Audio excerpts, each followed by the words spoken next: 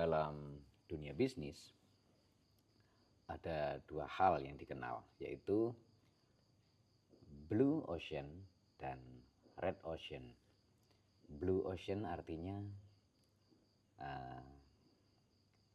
tidak ada persaingan, maksudnya sing ada lawan, nggak ada saingan sama sekali gitu. Sebuah bisnis yang nggak punya saingan atau nggak mampu disaingi, nggak bisa disaingi, itu disebut blue ocean.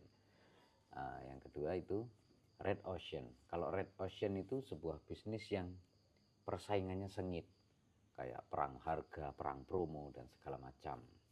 Nah, kali ini aku mau jelasin tentang apa itu Blue Ocean Strategy. Sebuah strategi samudra biru, di mana dalam buku yang judulnya Blue Ocean Strategy itu kita diajak supaya keluar dari persaingan, keluar dari perang tarif, perang harga, diskon-diskonan, gede-gedean promo, gede-gedean diskon seperti itu. Itu capek dan sama-sama berdarah-darah seperti itu. Sehingga yang di Blue Ocean Strategy ini memang mengajak kita untuk keluar dari perang yang seperti itu. Caranya bagaimana? Ya ini berbasis dari ide, solusi.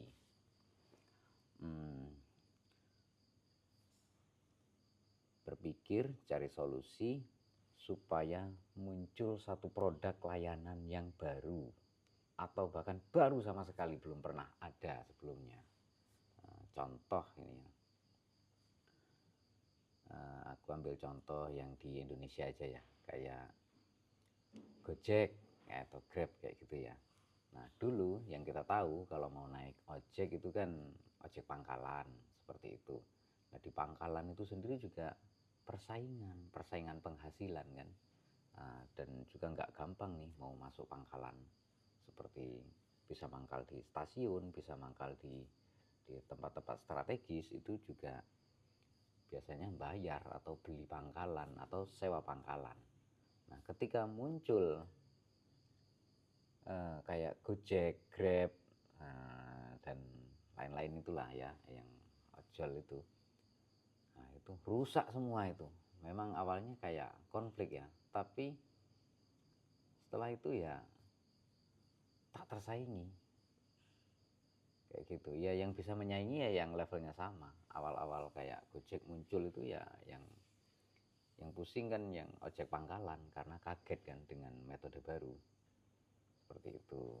Nah itu tadi ya, artinya Gojek itu melakukan strategi biru, strategi samudra biru. Sedangkan kalau orang yang mangkal di pangkalan berebut penumpang seperti itu, mereka masih samudra merah. Nah, itu contohnya, salah satunya. Oke, contoh yang kedua, Netflix. Nah, Netflix ya.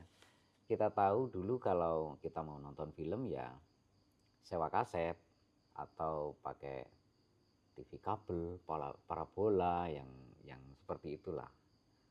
Nah, akhirnya muncul Netflix. Kita bisa nonton film kapan saja secara streaming, dipermudah seperti itu. Nah, itu artinya Netflix itu menggunakan strategi samudra biru untuk memenangkan persaingan. Tentu saja waktu itu persaingannya ya dengan perusahaan kaset seperti itu. Nah, kalau oke, itu tadi aku kasih dua contoh ya. Oke, yang sekarang ini aku buatkan analogi ya, yang mungkin kalau teman-teman masih bingung dengan istilah samudra biru. Analoginya gini, misal nih, di daerah kampus, oke, biasanya kalau kita suatu kota ya, kalau ada kampus besar, pasti di daerah situ banyak kafe-kafe. Ada banyak kafe nih. Nah, satu kafe dengan kafe yang lain itu jualannya itu sebenarnya hampir sama aja. Americano, latte. Ya, kayak gitulah, hampir-hampir sama. Harganya pun juga mirip-mirip.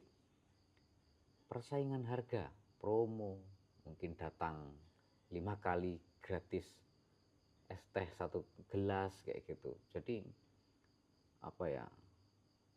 Bersaing bersaing. Nah, kalau persaingan seperti itu berdarah-darah biasanya.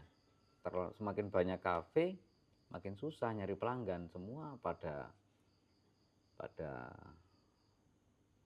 berat persaingan seperti itu.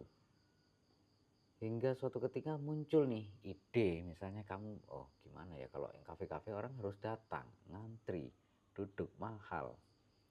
Gimana kalau jual kopi literan yang antar jemput, misalnya pesan antar seperti itu, diantar langsung ke kos-kosan dengan kualitas yang sama, sehingga tidak perlu sewa tempat semahal kafe, kamu bisa membuatnya sendiri kayak gitu, terus diantar. Nah, ini juga salah satu teknik strategi biru ya, mungkin kamu bisa mencobanya. Masalah berhasil atau tidak cocok-cocokan.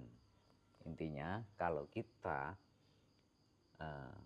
berani keluar dari persaingan, nah ini kita sudah menerapkan strategi Samudra Biru atau istilahnya Blue Ocean Strategy. Nah itu saja teman-teman yang bisa aku jelasin. Kalau mau paham detailnya ya mungkin kapan-kapan kalau aku ada waktu akan ku bacain bukunya itu lengkap ya.